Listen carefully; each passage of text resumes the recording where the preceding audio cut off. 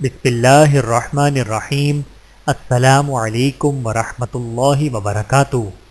سفید پوش ضرورت مندوں کا خیال رکھیں۔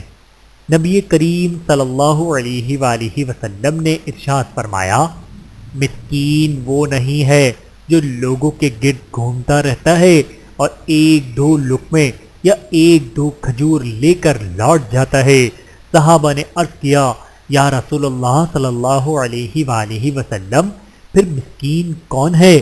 آپ صلی اللہ علیہ وآلہ وسلم نے ارشاد فرمایا، جس کے پاس اتنا خرچ نہ ہو جو اس کی بنیادی ضروریات پوری کر سکے، اور نہ لوگ اسے مسکین جانتے ہوں کہ اس کو صدقہ و خیرات دیں، اور نہ وہ لوگوں سے کچھ مانگتا ہو۔